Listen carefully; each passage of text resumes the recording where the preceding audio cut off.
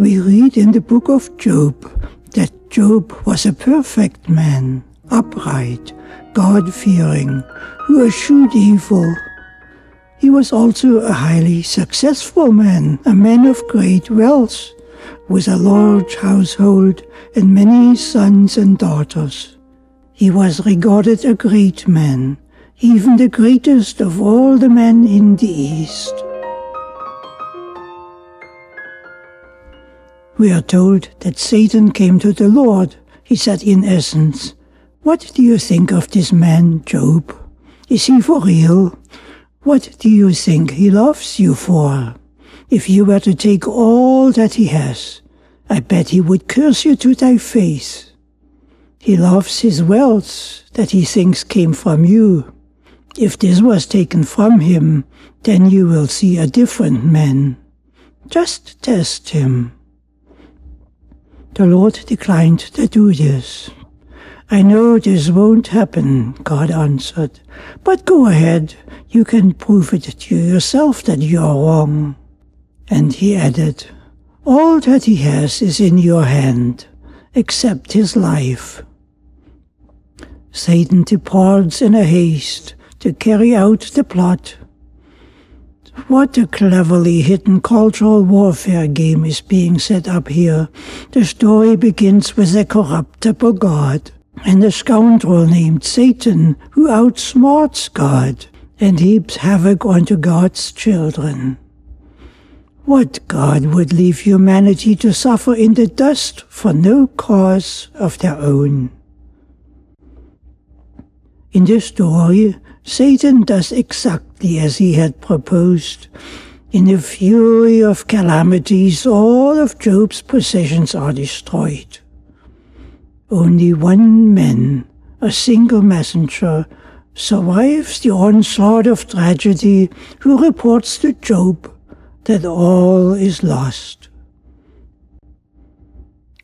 We are told that even Job's children have perished in the satanic orgy of unspeakable destruction.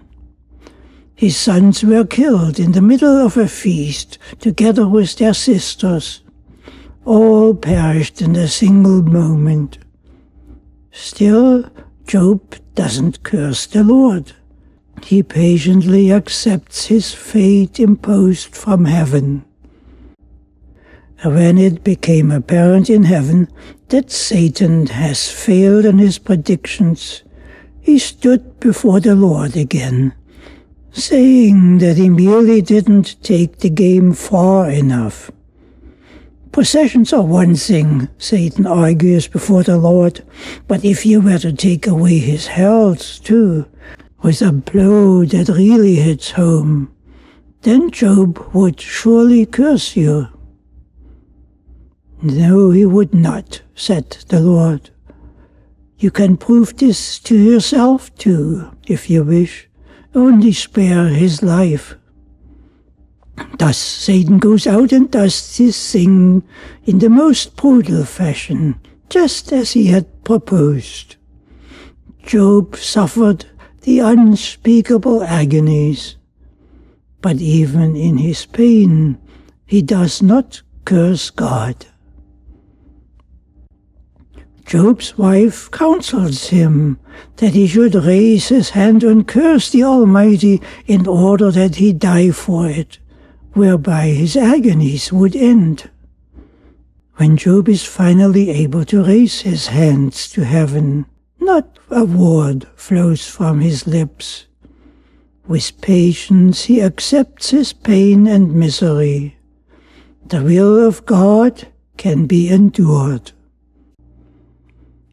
In the darkness of his pain, 3 friends come to him and weep with him, without a word, for 7 days, patiently, as if his pain was their pain too. At the end of 7 days of silence, one of the friends counsels Job to just simply acknowledge his sins. He suggests that he would be pardoned thereby. "Is God unjust?" he asks. God will not cast away a perfect man.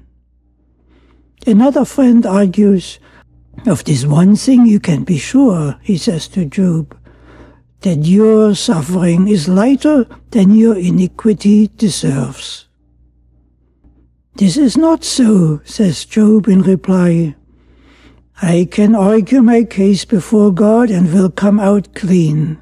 I am innocent of any fault. Oh, you babbler with idle words, says the third friend. Does vain wisdom cover up the truth?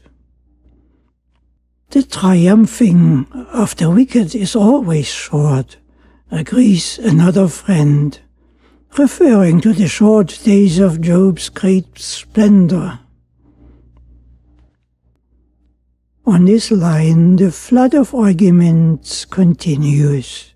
That is brought before the stricken man who argues back because he sees himself as a just and perfect man, a man wrongfully inflicted.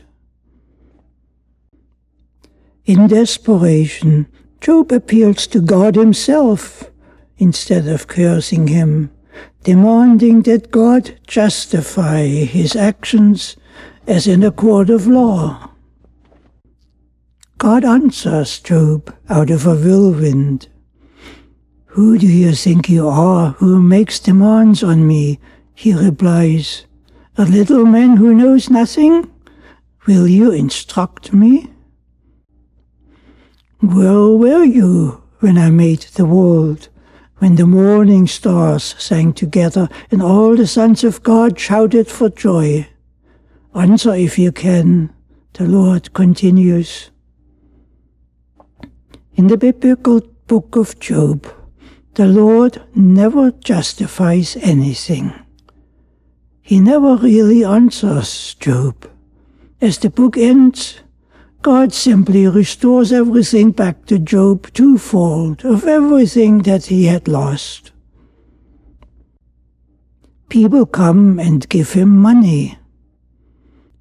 The real answer that Job may have received in this fantastic script that appears designed to explore the tragedy of human suffering, which has pervaded all ages to the present, might have been removed from the original book by a later editor, probably for political reasons.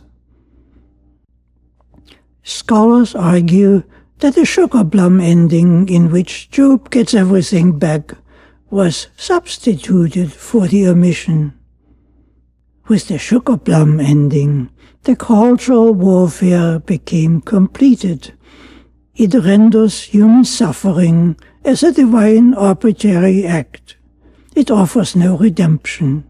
Nothing has redeeming value in this script. Job's wealth is restored as an arbitrary act. No principle rules. Of course, we may never know what might have been omitted, what love and wisdom might have changed the tide for Job. During the trial, as if it was staged in the court of divine justice based on principle, Job would likely have been led by wisdom to question himself. He might have been asked to explain to the court of divine principle how his conspicuous wealth that he had enjoyed was forged. He might have been asked many such questions. He might have been asked how the feasting of his children compared with the life of his servants and slaves. I have prayed for my children so that they would be absolved, Job may have answered. I have sacrificed for them.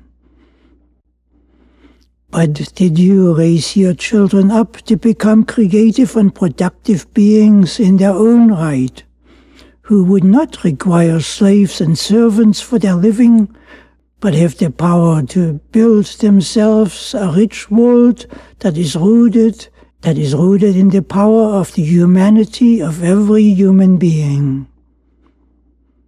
God may also have asked, where is your love for the sons and daughters of God across the world? Where was your love for the general welfare of human society? You have operated a court of slaves and serfs to serve you and your family, as if the world ended at its border. By my standard, the standard of divine principle that is universal, you are not a great man, but a foolish man.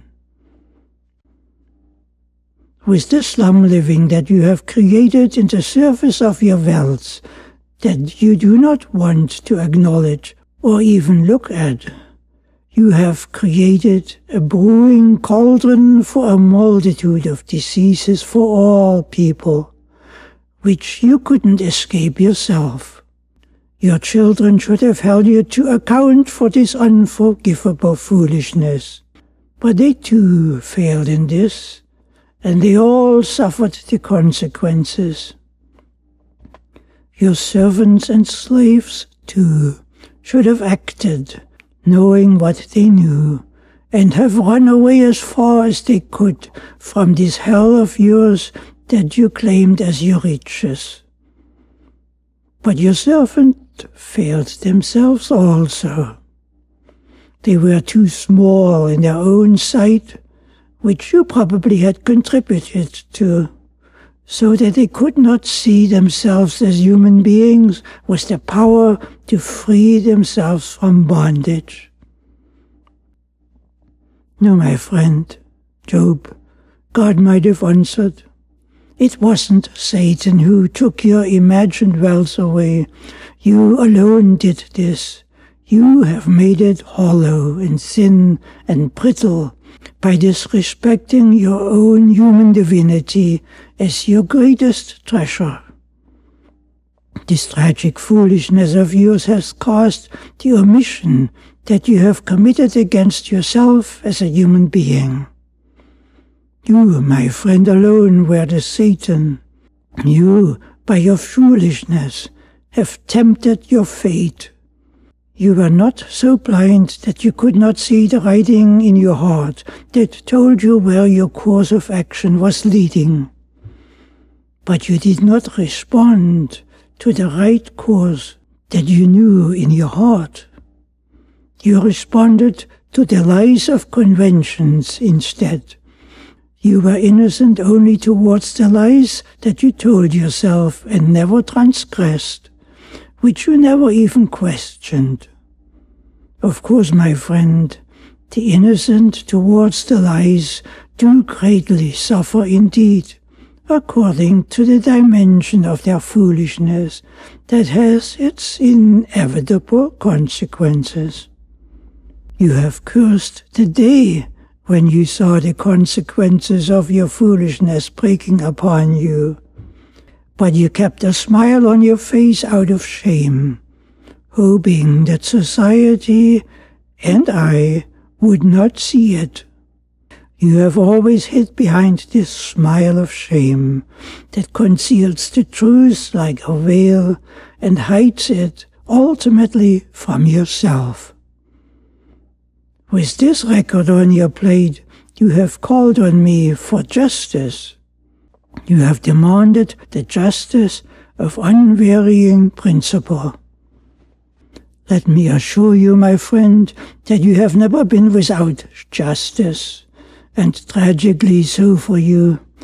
You expect the judgment of mercy to cancel your crime, but this cannot be. Divine justice does not exact penalties. The debt that you owe to your fellow men and thereby to yourself and me will only be extinguished when the obligation that you hold is met. That's how you become a human being in your sight and in my sight. You want me to roll back history and give you a second chance? This is not possible because this chance is always at hand. When you take hold of it, of this chance, you can gain riches that are grander than the gold and diamonds of the richest king that ever lived. But will you do it?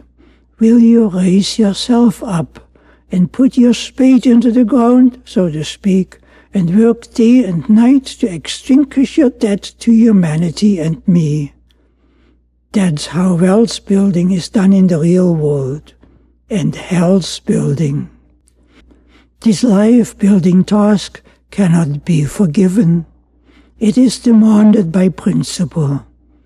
And this brings me to the case that you have in your defense that will set you on the right track.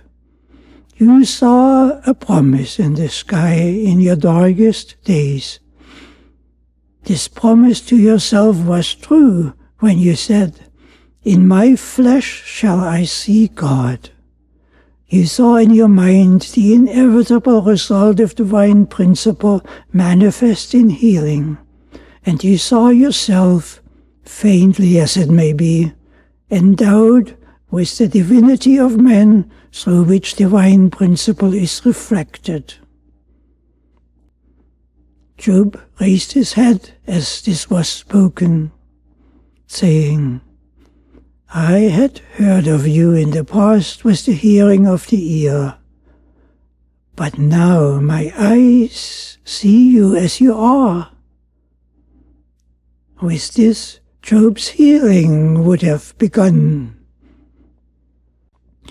With the development of the scientific response by God, the ending of the story of Job would have been grander than the sugar plum ending that the ancient script presents. It would have radiated with joy, hope, redemption, and shone spectacular with healing. It is unlikely that the original author of the book of Job would have written the needed scientific ending. The science for it had not been established in his time. Several thousand years have passed until the scientific ending became possible. It redeems the story from a satanic story of cultural warfare to a healing story of increasing power. Science alone has the power to rip the mask of satanic enterprises and to reveal the divine truth.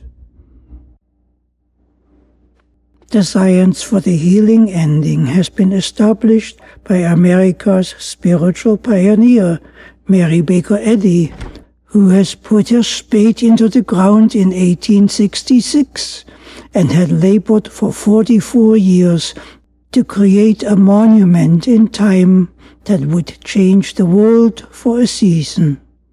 She became famous as a scientist and healer, one of the greatest of all times.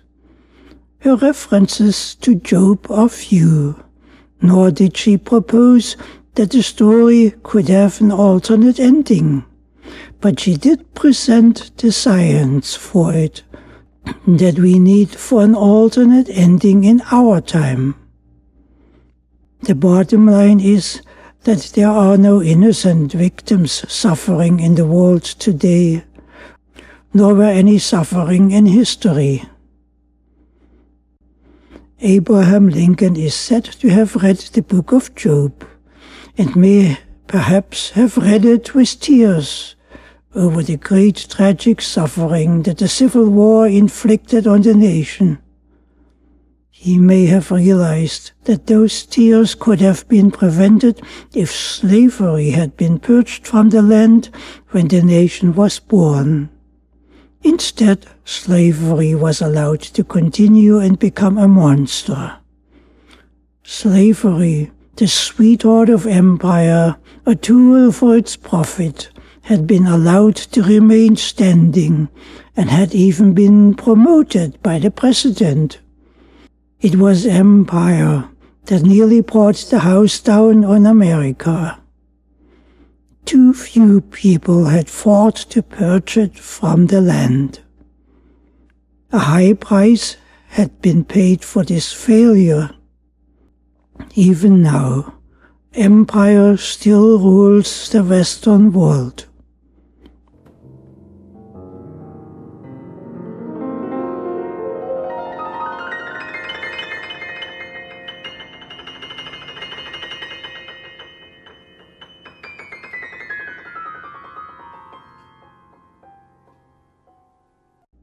The suffering of Job has become a tragic reality in Africa in our time, for the same reason.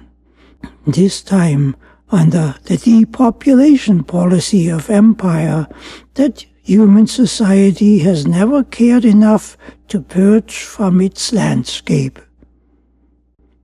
It looms before us as the threat of nuclear war, the ongoing food burning, and the far advanced financial collapse that promises to take the house down across the West when the empty shell it has been allowed to become disintegrates.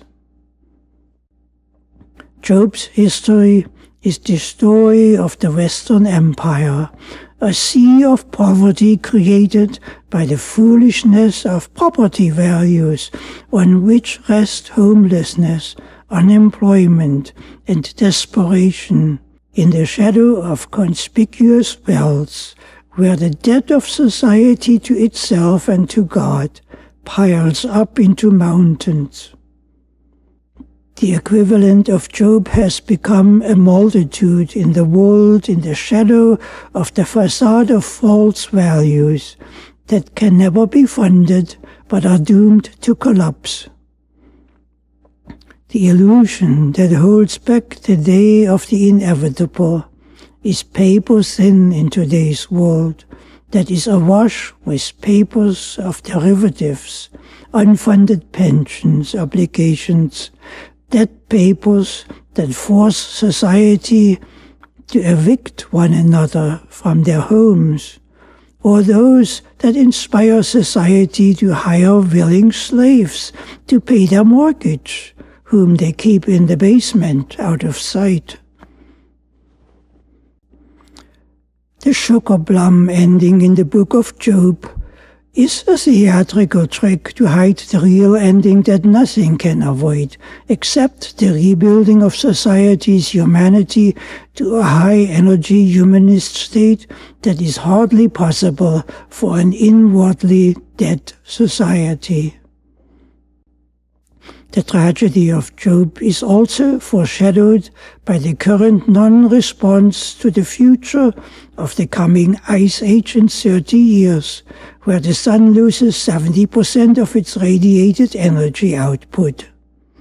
We still have time to create the infrastructures to enable the needed relocation of all the northern nations into the tropics, together with their industries and agriculture.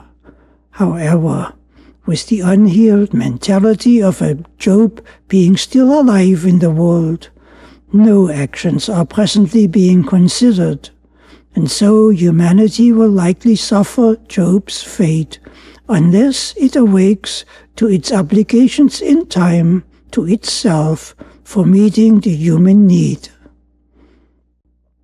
The story of Job is the story of the modern world.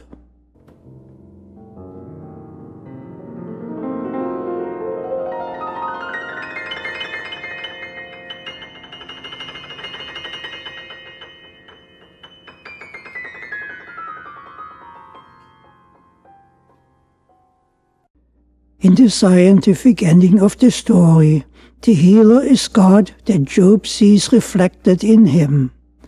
Spirit is God. Love is God. This door is open for us all.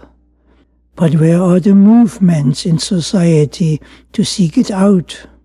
Some mass movements point into the right direction and raise the warning flag. Still, mass movements are insufficient to carry the day. We need a universal movement of truth, coming to light in human consciousness, setting the global stage correctly, along the line that God would have suggested to Job as the correct ending. The correct ending for the Ebola crisis in our time should have inspired the immediate response by all governments in the world to protect human life by deploying all means necessary to contain the virus and end the crisis. But when Sierra requested such help through the UN, through the United Nations organization, as the Ebola outbreak began, the aid was denied, and the process towards it was stonewalled. The Level 4 biological emergency response resources did exist to meet the crisis. The outbreak could have been contained easily at this time. As it was, the resources for the response were not deployed. The crisis was protected. Its dynamics matches the policy objectives of the Western Empire to depopulate the planet of what is deemed by the Empire the human pest, to call it to less than 1 billion people as a means to maintain the oligarchic feudal system that is threatened by the dynamics of human development in society. Mass genocide is the only option that an oligarchic system has to maintain its feudal foundation. The stonewalling of the Ebola crisis against a meaningful response evidently serves this objective. When the outbreak began, the number of infected people doubled every month. It soon doubled every 20 days, and then bi-weekly.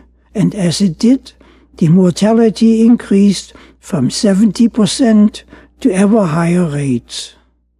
The actual rate is no longer known, as the healthcare workers are so overwhelmed that they can no longer spare the time and effort to keep records. Also, this is a new Ebola that has not been seen before. It is unique with 341 differences compared with previous strains. The 2014 Ebola epidemic qualifies for the rating of an extreme biological danger. The virus is waterborne and is present in aerosols ejected by breathing and sneezing and in objects touched by an infected person. The care workers in Level 4 treatment centers wear sealed respirator suits. No comparable facilities exist in Africa, and only 4 Level 4 capable institutions exist in the USA. In addition, infected persons are not readily identifiable in the early stages of the infection, though they have the potential to infect others. Also, the early symptoms are often similar to the common flu. When treatment is applied early enough, the mortality rate can be reduced to 40% if the required facilities for treatment would exist. Unfortunately, the needed facilities do not exist sufficiently. For the lack of the needed logistics, people are asked in the infected areas to keep anyone infected at home, which almost assures that everyone else in the household becomes infected too and dies. A family with an infected person receives a treatment kit with rubber gloves, a face mask, Tylenol and Gator Ale to combat dehydration. While it is still possible even now to build sufficient response facilities with an extreme worldwide effort, next to nothing is done. There is too little humanity left in the world to inspire the needed responses. A vaccine might be developed to protect the non-infected populations. At the present time, no one knows if this is really possible.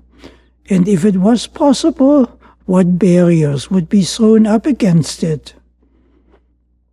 The bottom line is that the world is still at essentially the same stage on this front as it was during the Black Death pandemic in the 1300s, or as it was in the days when the writer of the book of Job had raised the warning flag. The story of Job has all the features presented of a rapidly exploding pandemic, such as an Ebola pandemic. No historic records exist of an important ruler named Job, while pandemics were evidently not uncommon. When the messenger arrives to tell Job about it, Job knew what the message meant, that all was lost.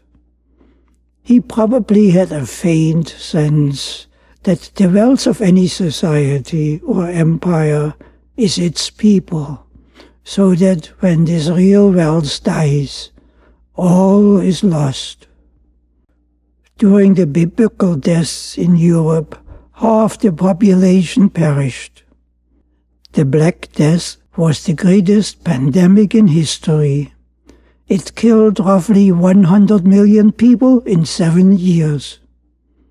At this rate, there were not enough people left alive in some areas to bury the dead. In comparison with the modern scene, however, the Black Death was small, and it was unintentional.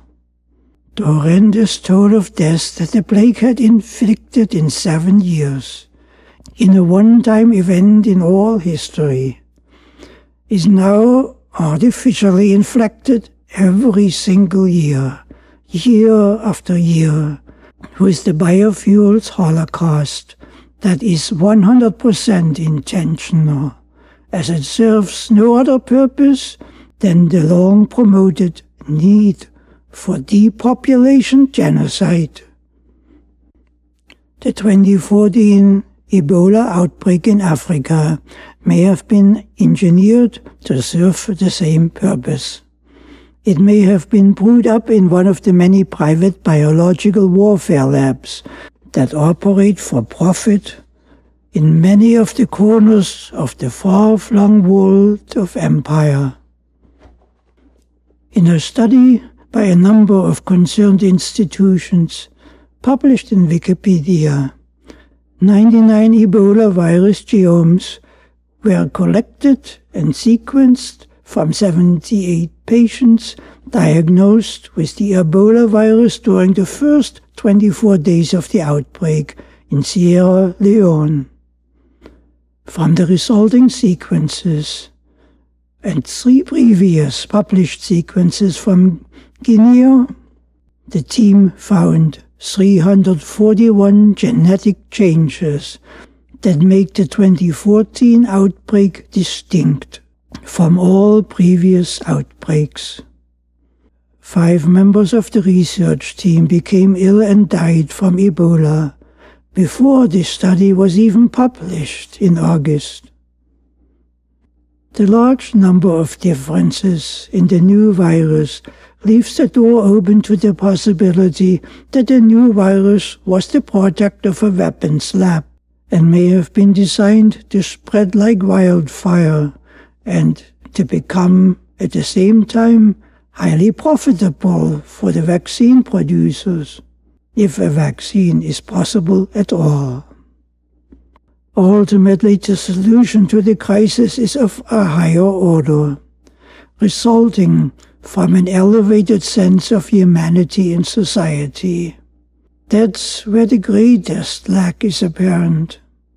If the intention is genocide and is richly financed, the outcome shouldn't be surprising. The intention is paramount, and the intention to heap death onto humanity has been amply stated. It has been published in writing repeatedly.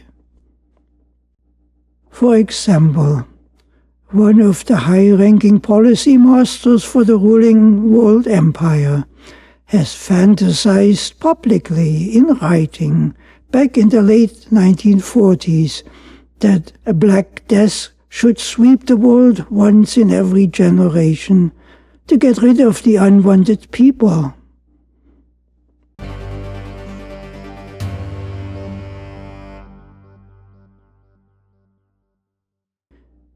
In later years, a member from the highest rank of power in the empire that claims to rule the world at will fantasized of becoming reincarnated as a particularly deadly virus that would advance the cause of depopulation.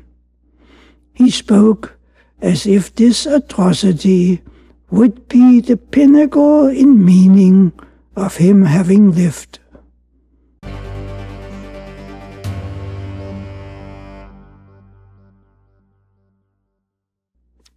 In both cases, the intention is the driving force. It has been said in essence that human life, joy, love, creative light, productive power are counted as zero in the world of high-minded intention, whereby the intention becomes the ruling force alone. The factor of humanity is overruled by small-minded indifference. For as long as the small-minded intention that is fascist and satanic rules the mind of society and its policies, it is of little importance to know whether the 2014 Ebola came from a weapons lab somewhere or was dropped from the sky by a bat that let go of a half-chewed banana. If the intention for genocide rules, every effort to contain the pandemic explosion will become effectively sabotaged at every step along the way. On this stage, human suffering, even the worst case, such as dying of Ebola, counts as nothing to the high-minded who demand indifference to it at every turn, especially when it involves the suffering of other people. It took Europe more than 150 years to recover from the Black Death, which was clearly a natural pandemic with no political intention promoting it. The recovery at this time was largely achieved through the unfolding Renaissance that developed during the recovery period and reached forward into the 1700s. Whether the world recovers from its modern Black Death of satanic intentions depends on the weight society puts into the court of cultural, scientific, and spiritual development, powered by universal love and honesty. And this was nothing less than an explosive intensity. Sloth on this front is suicide. It is interesting to note in this respect that in the sequence of the books of the Bible, the book of Job is followed immediately by the book of Psalms, a book of songs that explore the divinity of humanity, the divine nature of man, as if to answer the universal tragedy described in Job with the resounding "never again."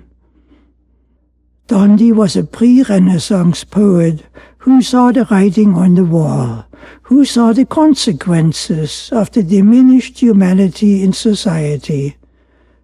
He had warned of the consequences long before they erupted in the form of the Black Death.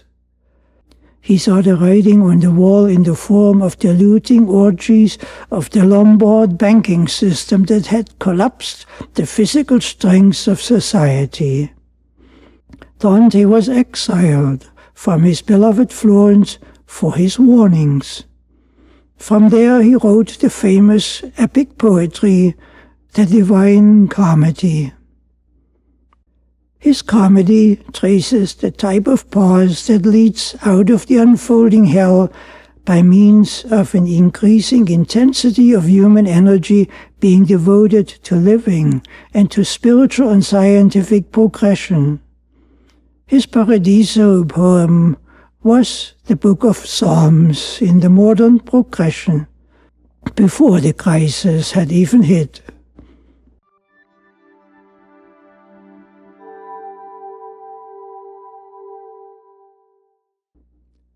Dante had evidently faced a great mass of opposition against what he understood and against the warning he inspired with his humanity.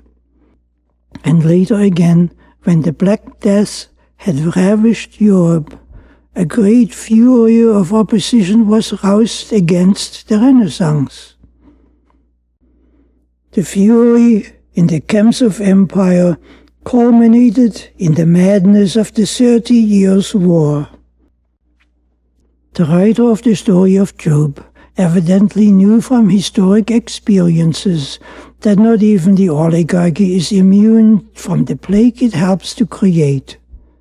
Job's life is spared in the story, as Job was needed by the writer to carry the story to its conclusion. In the real world, this kind of immunity does not exist. In an oligarchic system, no matter what its form may be, no one lives securely. Security can only be found in scrapping the oligarchic system, the system of empire that breeds inhumanity, genocide, and the physical collapse of society. The children of Job lacked Job's scripted immunity in the story. The children of Job perished in the story feasting, possibly feasting on what may have been Ebola-contaminated food. The writer of the story dramatizes the dynamics in the form of Satan bringing the house down over their head, for the simple reason that no one understood at the time the viral dynamics in a contaminated society where no person is isolated from the consequences. The Ebola crisis of today, when seen through the eyes of Dante and the writer of Job, should inspire in the world a global crash program to develop not only a vaccine against Ebola, but to develop a high-intensity environment of human power and self-recognition in society, in which humanity discovers its divinity as human beings, that leaves no room for the system of empire and oligarchy to exist. It is not possible to purge the world of nuclear war as a single issue. We have argued this terror for half a century as a single issue and are presently further from a solution than we ever have been. The same can be said about economic collapse and the depopulation madness. We have argued the global warming doctrine that serves the depopulation madness since 1974 in the context of a single issue, and have become so tied into knots over it that the Western world is destroying its economies over it and has committed itself to an orgy of burning food in the form of a holocaust at a rate that would normally nourish 400 million people. In a world that has 1 billion people living in chronic starvation, the burning of food on such a massive scale is murdering conservatively 100 million people a year with starvation, silently, brutally, most of them children, mostly in Africa, that is the hardest hit by this madness, while hardly anyone cares. The world is arguing a multitude of tiny little issues, while the core issue, the cultural warfare against humanity, that is the key element in the system of empire, is simply ignored. In ancient times, the cultural warfare against humanity was carried out under the name Satan, who deceived and opposed God and ravished humanity to inspire a sense of impotence in society. Rome escalated the dehumanizing effect of satanic cultural warfare into a state religion. While the term Satan is rarely used in the Old Testament, apart from the book of Job, it is massively threaded through all the pages of the New Testament. Dehumanizing cultural warfare has grown in leaps and bounds in the times since Rome. It inspired the Dark Ages and the takedown of culture, education, and science in the modern world. Cultural warfare has become nuclear war, a threat against the sovereignty of nations. Depopulation genocide is another war front, as is the doctrine of global warming. The central issue in all cases is empire. The writer of the Job story, several thousand years ago, which may have been intended as a story of warning against the system of empire, appears to have understood what the solution to purging the world of empire is: the raising up of the estimate in society of its own divinity. Job said in the story to God, "I have heard of thee with the ear, but now I can see you with mine eyes, as I am beginning to discover myself in my own inherent divinity. And why shouldn't I? As a human being, I am, after all, an image of the pinnacle of life in the world."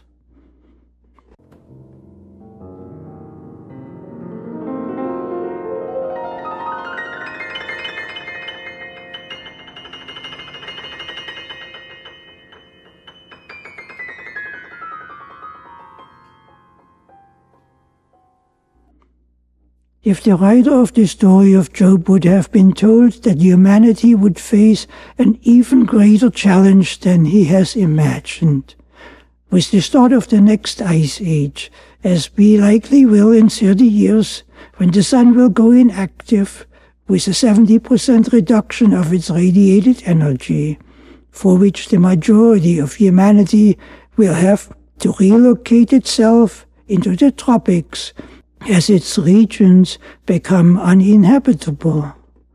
What would the writer of Job have answered to that? The critical writer from ancient times might have had the capacity to understand the challenge we face today.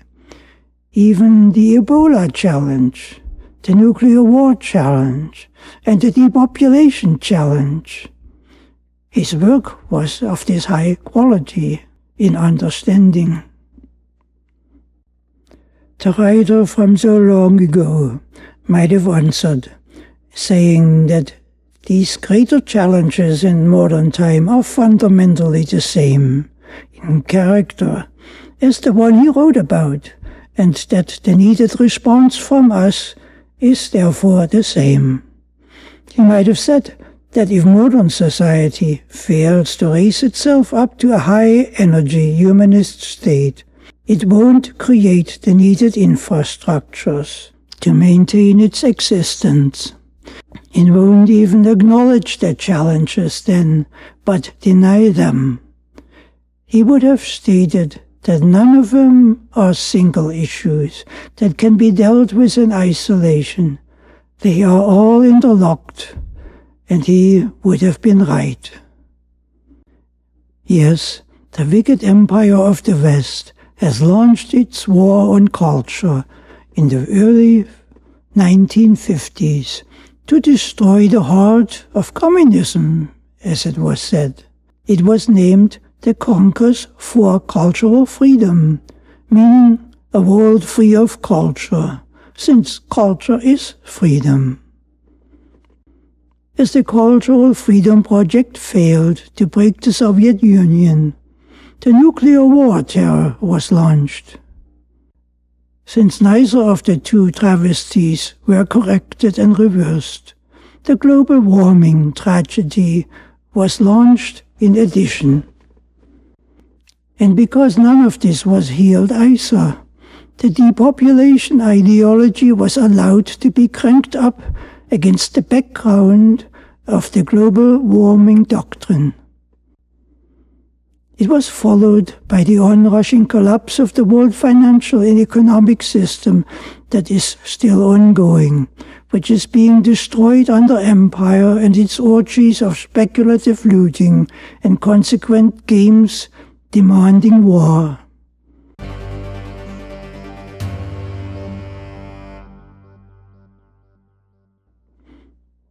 And again, since no one has cared to reverse any of these trends, the Ebola crisis erupted or was intentionally unleashed. You can argue any of these calamities by themselves.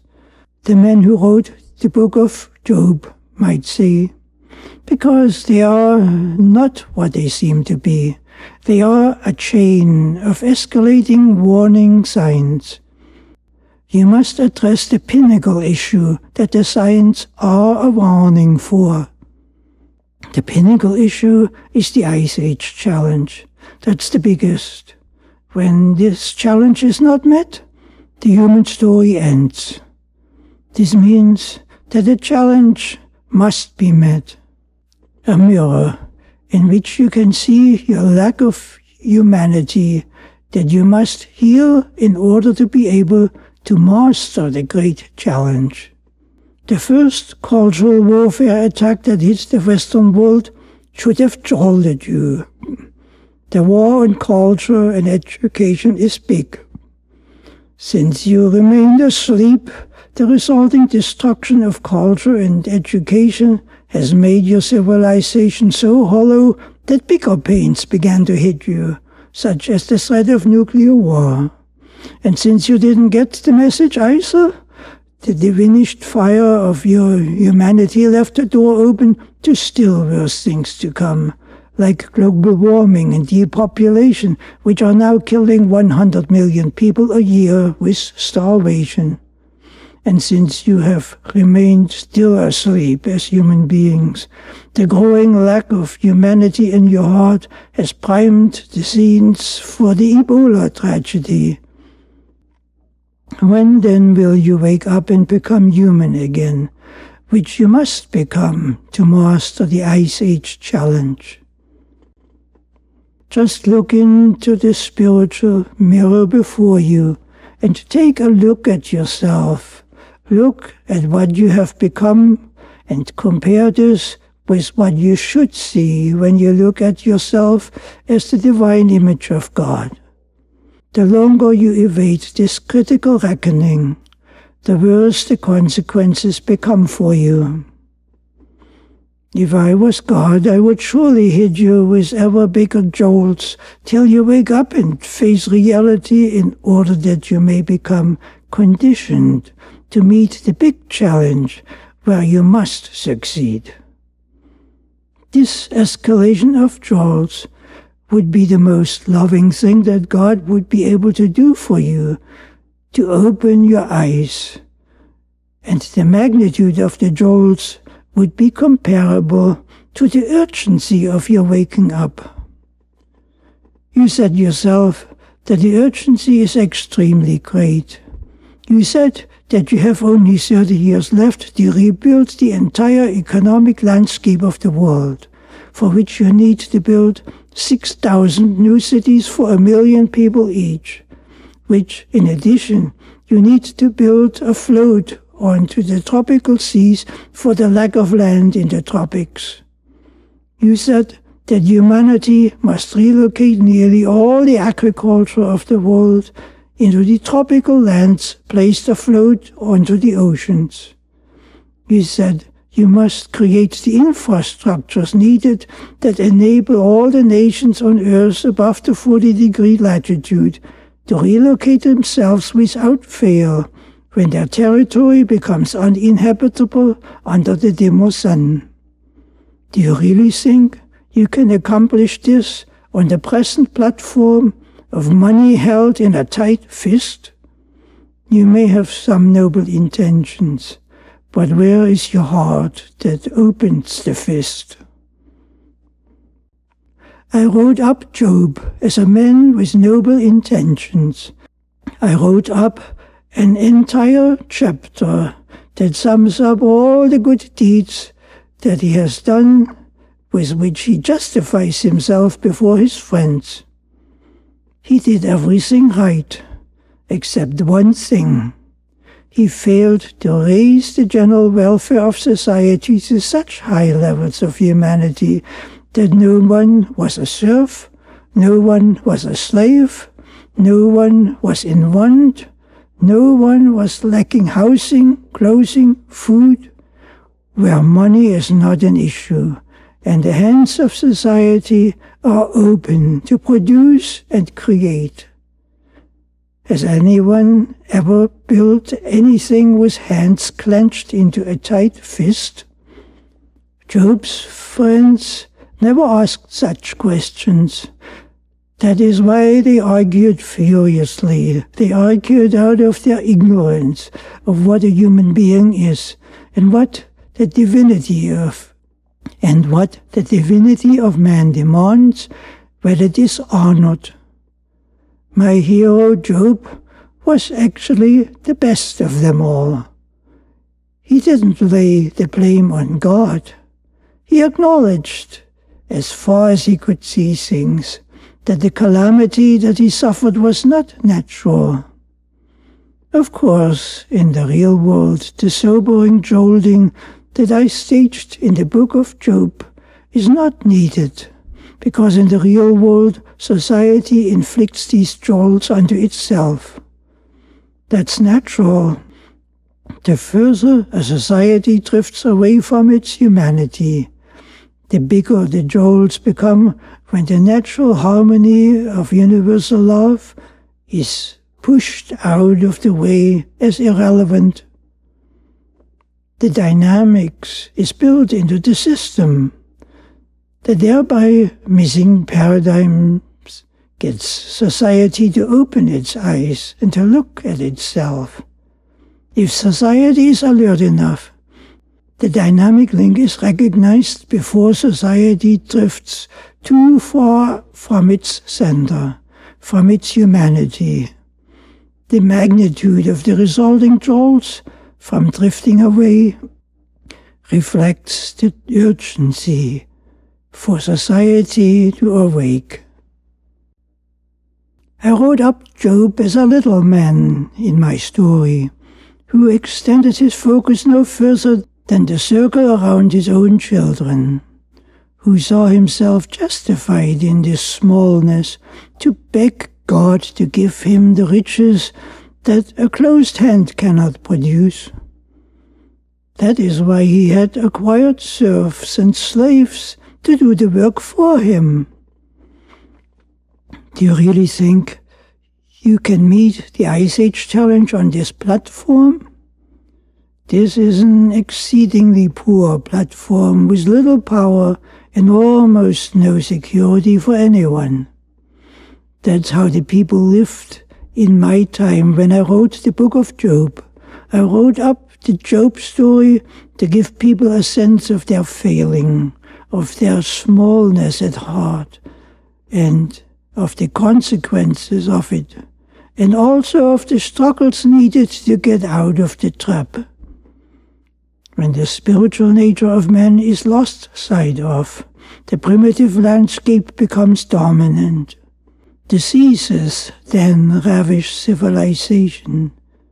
It takes some struggling to get out of the trap of the primitive, back to the recognition of the inherent divinity of man and the power of it. Maybe I had asked too much of society in my time, Some scoundrels have sabotaged the ending of my book. In the sabotaged ending, you have a scene where people line up and give Job money, which he accepts and rebuilds his smallness with. With this ending, the entire book became wasted. The redeeming process was negated. The redemption was lost.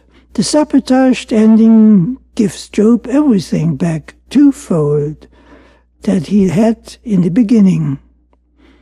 It puts the man back into the trap of monetarism and property and deeper into it than he was before. There is no redeeming value in this. Of course, the doctored ending is hailed in society as it sees itself as little people. That's what the modern society has become, hasn't it? It is mired in this trap now deeper than ever before. One modern poet from the post-Renaissance period actually dared to write a correct ending that has a great redeeming value. The poet is the German literary genius Johann Wolfgang von Goethe. In his play Faust, which means a clenched fist, a student who lives in the gutter of extreme smallness of self-perception, where he makes a pact with the devil to gain power and wealth, awakes up to his humanity. He becomes instrumental in creating a great public work in the end that uplifts the power of living universally across society. In this ending, he discovers what a human being is. He sees God, so to speak. As his smallness becomes extinguished, his pact with the devil is extinguished too. The play ends with the declaration that a good man, that is, a real man, in spite of his smallness in self-perception, is still aware of the divinity of his humanity that asserts itself from the heart and soul. The hand becomes unclenched thereby. The fist is no more. The man is rewarded with heaven as the door to hell is closed. This ending became famous. It would have been the type of my ending for Job if it had not been sabotaged by small-minded thinking. Another great ending to redeem society from small-minded thinking was written in real life by Christ Jesus. The man's work was sadly sabotaged. The pages of his life were smothered with satanic references that portray evil, Satan, or the devil as a near-divine force to be reckoned with, instead of representing merely a mental trap built up by the pitiful smallness in thinking that belies the divinity of man. The man Jesus was what I had hoped society would see in itself, reflected in my character Job, when he saw himself as the image of God. Jesus stood on this ground. He stood so far above the submission to smallness in thinking that the slightest touch sufficed to lift people up, to heal their diseases, to raise them out of their imagined self-made traps of smallness.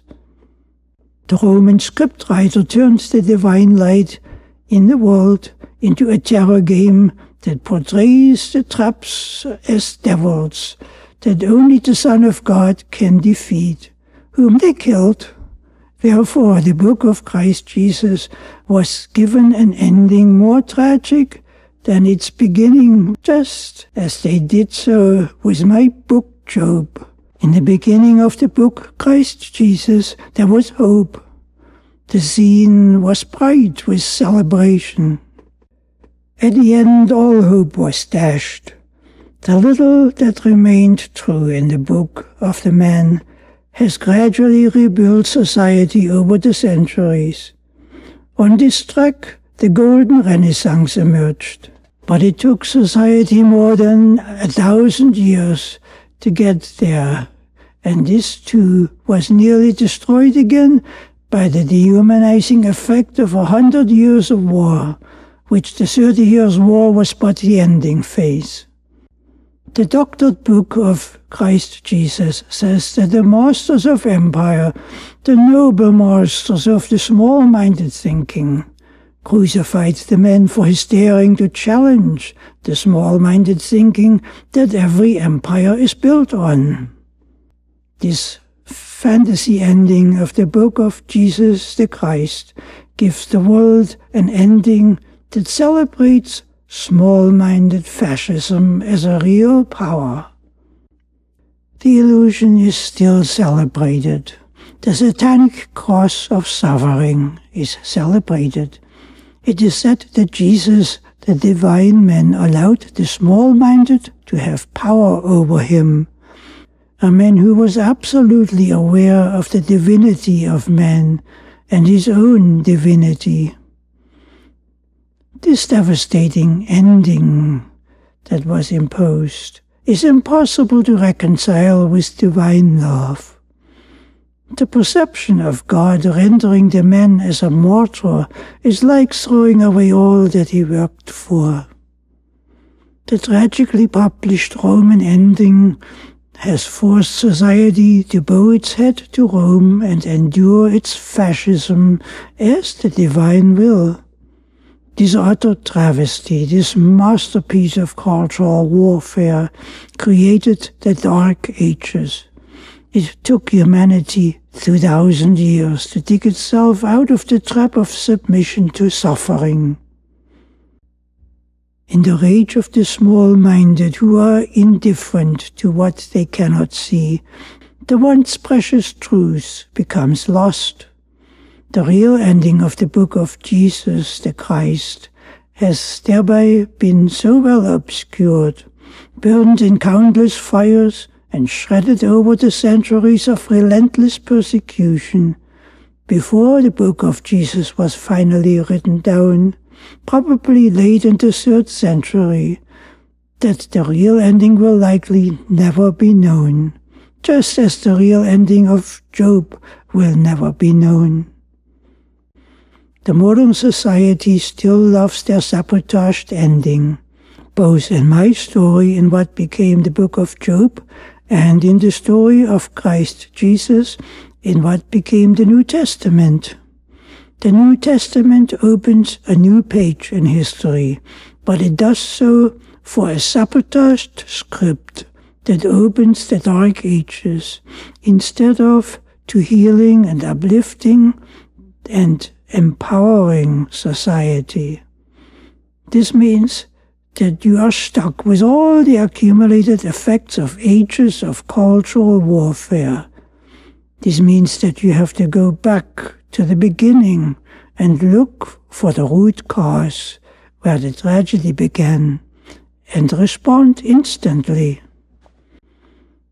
You cannot allow yourself the liberty that I have allowed myself when I scripted the Job story.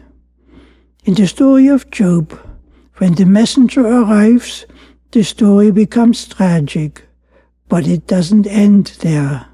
In the real story, when the messenger arrives, which means that the sun goes dim over the space of a day, and you have not prepared your world for it, everything will be lost for you, without recourse. Nobody can live without food.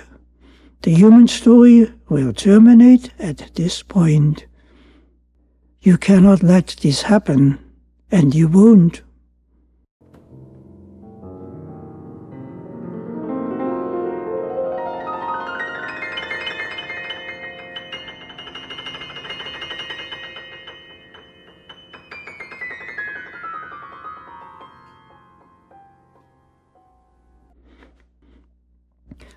Let me illustrate why you won't let this happen. Let me illustrate this with the book that Giuseppe Verdi wrote about the tragedy of submitting to smallness. He wrote the book in the language of music. He called the book La Trafollada, the fallen woman. She is a party girl, desired by many, with whom a man fell in love with dearly, which he did for a year already. He is encouraged to make his love known to her. Reluctantly she responds to this higher state of loving as a precious pearl, a love that she had never experienced before. Inspired by this love, she embraces him. The experience opens a new page in her life. She sells all her belongings. She makes a clean break with the past and starts a new home in the country for a happy life in the embrace of the love of that man that has brought light into her heart. Here the man's father suddenly appears on the scene. He is a man of the small-minded class, a man of nobility, a man of stature, a man without a heart. He boldly demands her to crush her still unfolding love that has become her life and light. The nobleman demands this of her in order to rescue his daughter's wedding, which his son's consorting with a woman of low grade had put in jeopardy. She replies in essence that she will not comply with this inhuman demand that demands a surrender of the greatest happiness she has ever known. Inhuman, you say, says the nobleman in essence? In what world do you think you live? What has happiness got to do with anything? In the real world of high-minded living, happiness has no meaning, especially other people's happiness. We in the real world are indifferent to happiness. Haven't you found this out yet? Happiness adds up to nothing. Status is everything. Property, image, power. Image is power. It gives clout. My son's link with your history has besmeared his family. I want this link cut so that my daughter will have a future. You are blocking this future. You are the cause. You repair the damage. I want my son back with me. What about my life and my future? She fights back. What future? He replies in essence. You are nothing. You have no status, no standing, no clout. All you have is a pretty face, and when this fades, what have you got that matters? So do this one single decent thing in your life and cut my son from you, from this fate. Do this out of love for him, if you must, but do it. And this means that you can never say a word to him about this either. She protests that this terrible demand will kill her and deeply hurt his son, especially the dishonesty that is demanded. Honesty has no place in the practical world of the high-minded, he says in essence. It must be done no matter the pain, no matter the depths of the sacrifice. Honesty is a hindrance, archaic, and irrelevant. It takes only 20 minutes in the opera for the small-minded tyrant to grind the woman into dust and extract her compliance in this orgy of cultural warfare that has been honed over centuries into a fine art where the idea of love and honor and truth has been exorcised from the vocabulary of the mind. He commits her to the mercy of God before leaving, as she gets none from him. The small-minded nobleman leaves her standing in the dust. alone, bewildered, devastated, crying for herself, a dying woman, and crying for the happiness that now can never be. With extreme reluctance and the pain that tears at her soul, she complies with the demanded sacrifice when she sees her beloved again. She responds faithfully to the smallness of the status of her past that the smallness of society had rendered for her, which the noble father of her lover has brought back to her and rubbed into her face. Obediently, she denies the honesty of her love in public. She does this so faithfully that her lover now hates her. In the horrific shower flowing from her sacrifice begins the healing of the smallness of the noble father, who in time confesses to his own son what he has done and has demanded her to do. As both the son and father come to their senses and lay the chains of their smallness aside, with a dawning sense of humanity in their heart as human beings, they come to her home to apologize and to embrace her into their family. But they come too late. The fleeting time has made it impossible to reverse history. They find her a dying woman. She dies in their embrace with nothing more than a bittersweet memory and a nagging regret for what could have been and had been squandered.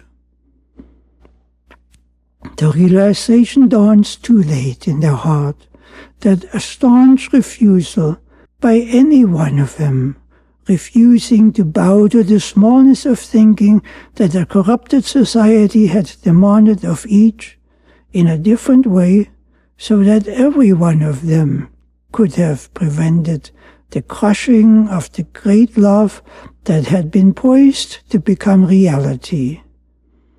That's what they would have embraced, all of them together at the very beginning of it. That's what they eventually did in the end, for a brief moment, as sanity had dawned, but far too late. It is in the final glowing of that love that defeats all smallness, all across the board, that we may find in time a resource for mastering the Ice Age challenge, which absolutely we cannot afford to fail.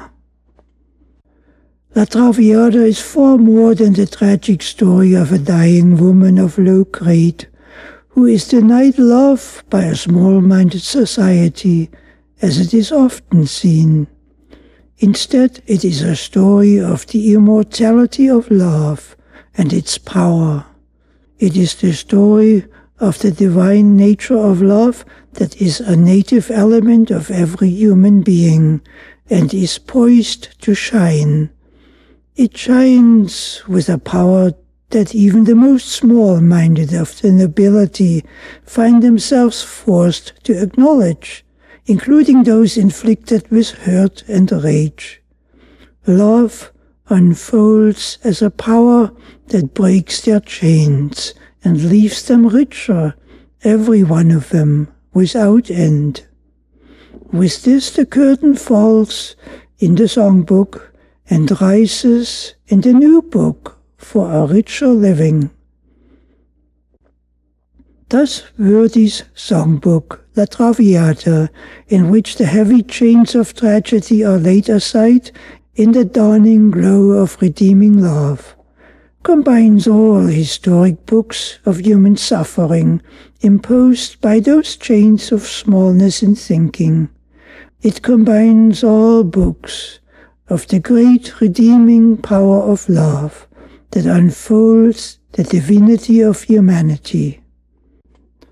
La Traviata reflects my book of Job, the writer of the book would say. It also reflects Homer's book of Helen of Troy, and Mozart's book Idiomeneo.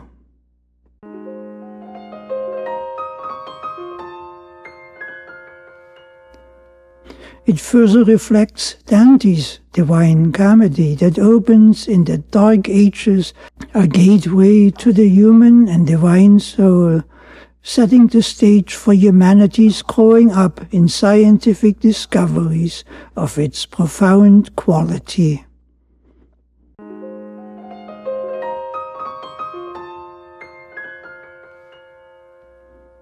It also reflects Mozart's book of the liberation from the Seraglio of empire. Mozart's book was written in the shadow of the American Revolution to freedom and the defense of its freedom that nearly failed.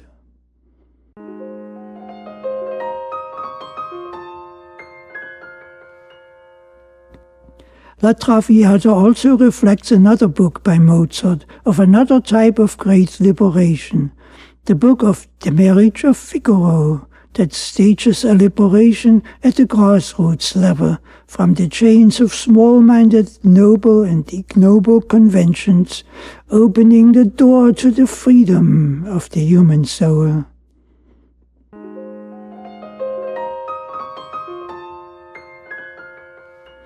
It also includes Beethoven's book, Fidelia, that uplifts history past the light of the American Revolution.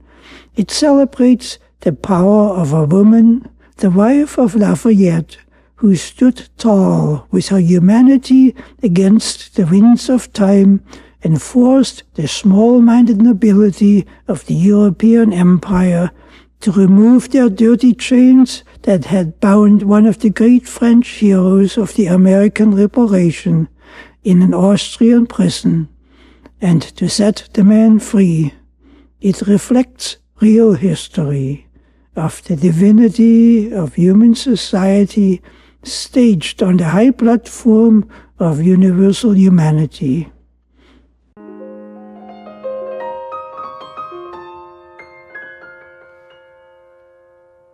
La Traviata even includes Goethe's book, Faust, where the chains of the imprisoning Mephistopheles fall away in the light of the power of love for humanity that unfolds the greatest gem there is, that has absolute power to break long-forged chains that don't have and never had legitimacy. Faust's message is, don't throw this gem away, because if you do, what have you got left? La Traviata combines all the great books of history that deal with the chains of smallness being broken by the redeeming dynamics of the divinity of love on the universal plane. It even includes the yet-to-be-completed living book of Jesus the Christ, and the book of Mary Baker Eddy that defines spirit, truth, and love as God. It further includes the book of mankind's freedom from nuclear war and from the depopulation ideology that drives it, and mankind's living book of freedom from empire and its slavery, poverty, and its choking chains of greed.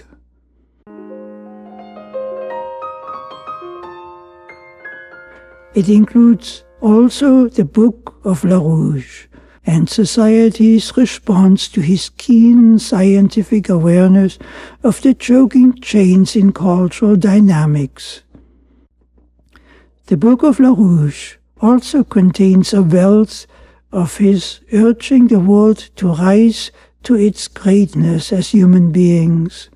It points to its power for economic development that uplifts the landscape of civilization towards a new renaissance.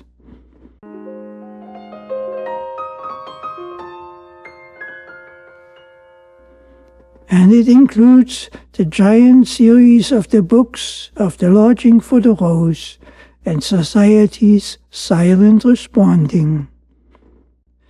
It even includes the book named Ebola and the book of the Ice Ages. For both of these, the opening chapters are still being composed.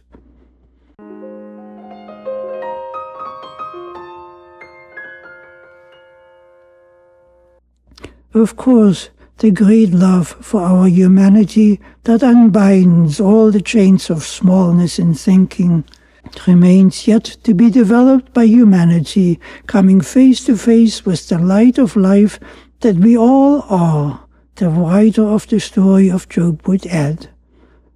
But this healing of the human soul will come. Your love for your children will heal you. Right now, you are not even close to the state where my Job began. Job had loved his children. In comparison, the modern world has become so small-minded that society is murdering 100 million of its children every single year, with artificial poverty and starvation. Much less does it give a damn to assure that its children will have a future and a chance to live when in 30 years the Ice Age begins, by which most of the present agriculture in the world grinds to a halt and food production stops when an alternative resource has not been built.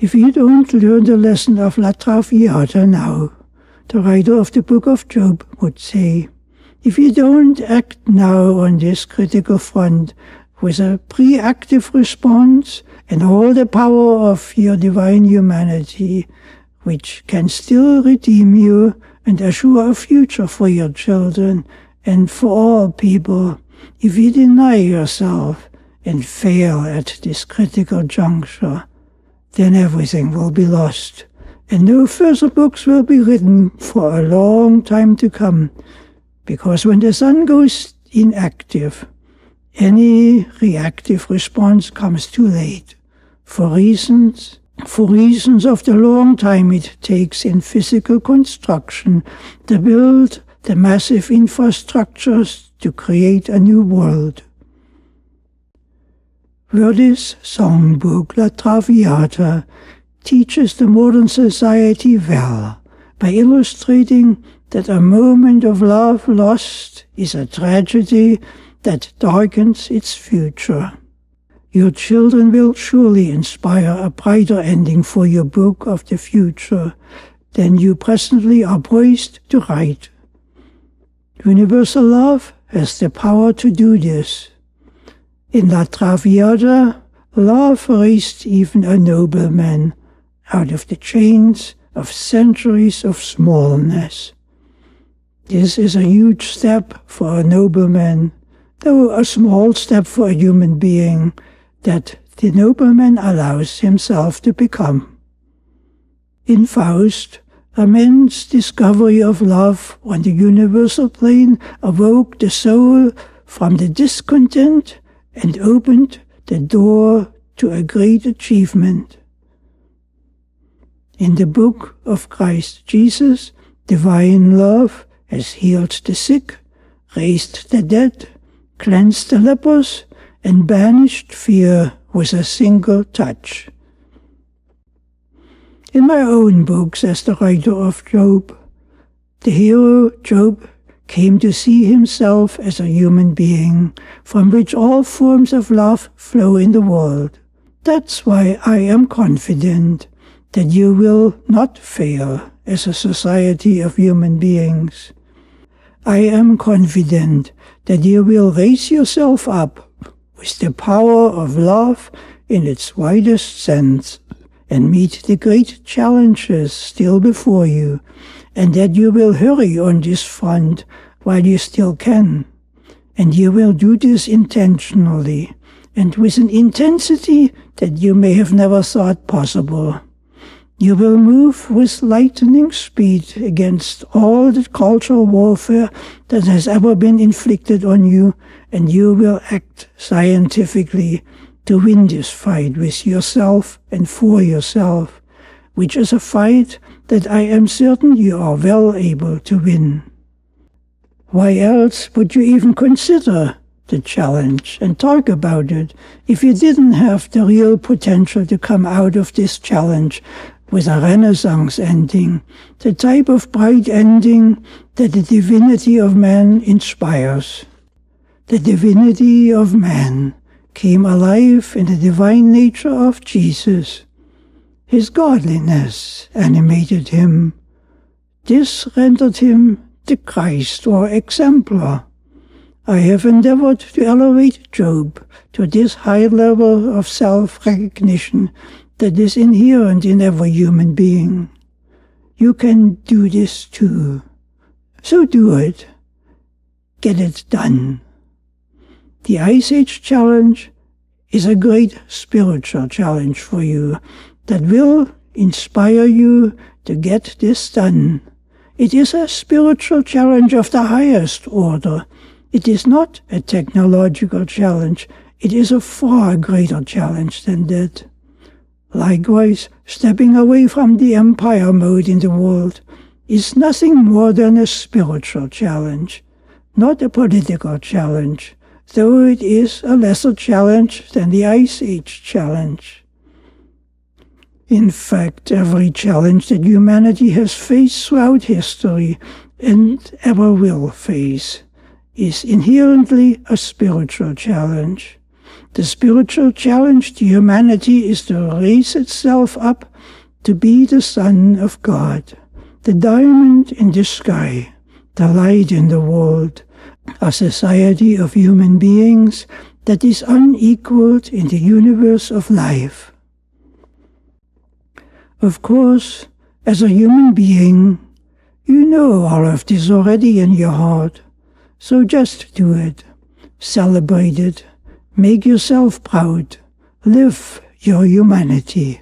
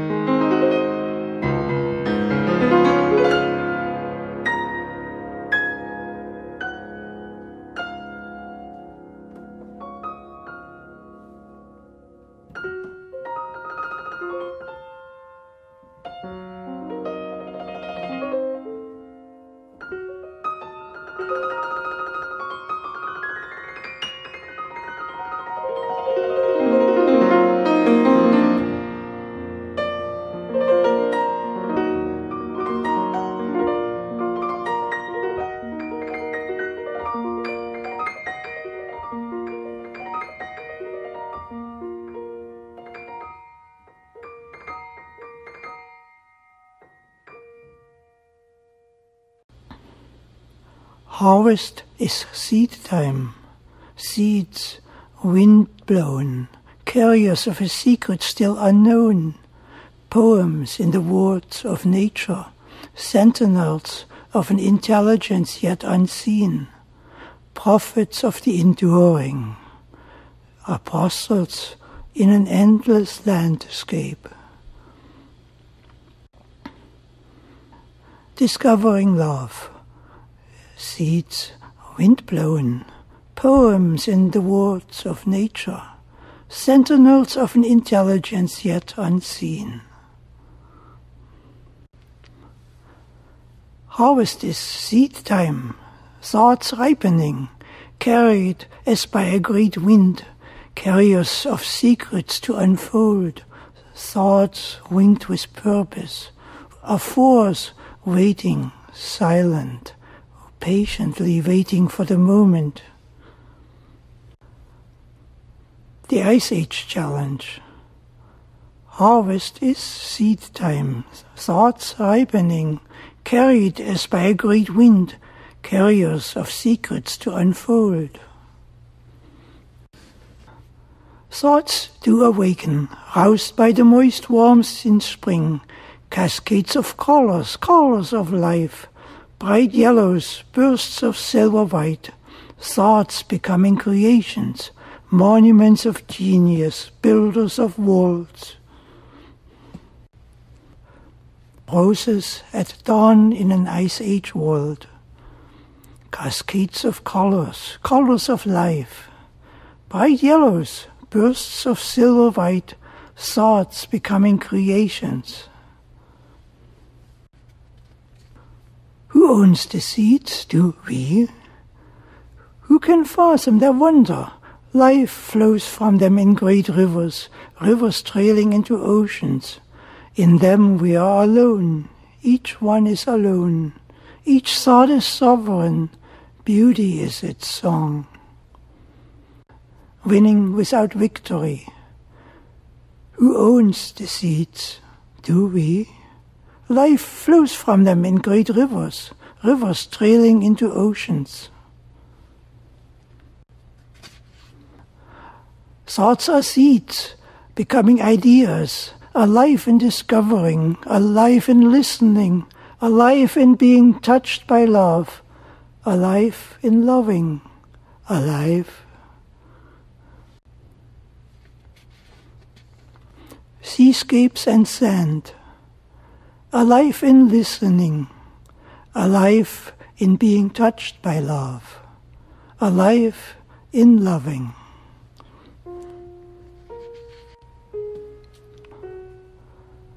Like seeds, thoughts fall to the ground, potentials are lost, hard grounds kill the precious.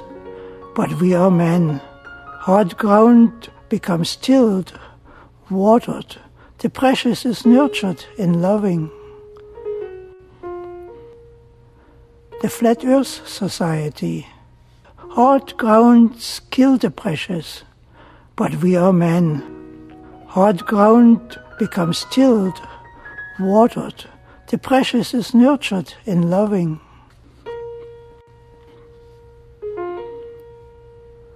Love for one another, the human spring. Mankind is afloat in a sea that is love. Seeds germinate, become plants. Roots break the ground. Love lifts the barriers, patiently, silently waiting, reaching for the sky.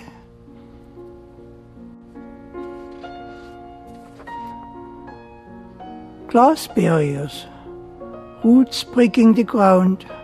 Love lifts the barriers patiently, silently waiting, reaching for the sky.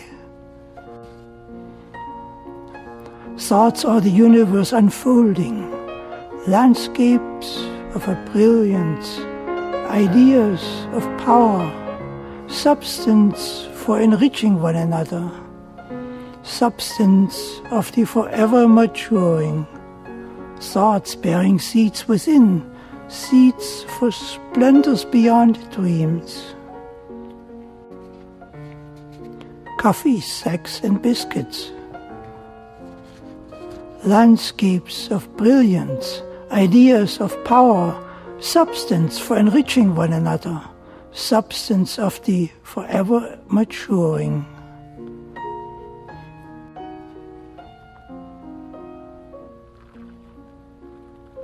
Each harvest is seed time. A seed becomes a plant bearing new seeds. A thought unfolding bears up civilization. A spark in a heart bears the fire of life. New worlds are created in the fire of passion. We are the bearers of a fire that is light. Endless horizons. A thought unfolding bears up civilization. A spark in the heart bears the fire of life. New worlds are created in the fire of passion. Builders of worlds are we, new worlds which have never been, precious with riches grander than our own. Nature is love reflected in loving. Love paints with the colors of its endless spring.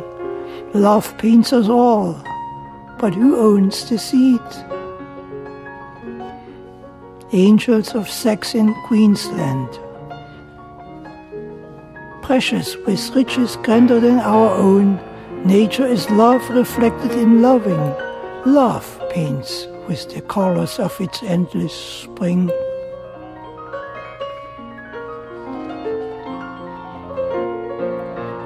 Who owns the cradle for the seed? Name it intelligence, name it the universe. Thoughts are seeds from an infinite fountain, moments of grandeur, of good, fields of flowers dancing in the sunshine. All nature whispers this to us. Thought of Aquarius. Thoughts are seeds from an infinite fountain, moments of grandeur, of good, fields of flowers dancing in the sunshine. The melody of nature, what a song! Whispers of a splendor grander than the heavens. Like seeds are we whisper too, seeds bearing gifts for the world, gifts wrapped up in sunshine. Gems are we, unfolding a majestic song.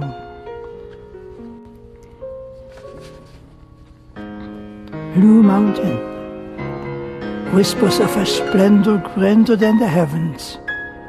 Like seeds are we whisper too, seeds bearing gifts for the world. Listen to the song, listen to the heart, listen to the silence where the strands of love unfold. Listen to the symphony of our humanity. In this symphony we are one with the universe itself. Flight without limits. Listen to the song, listen to the heart, listen to the silence where strands of love unfold. Brighter than the sun. Listen to the symphony of our humanity. In this symphony we are one with the universe itself.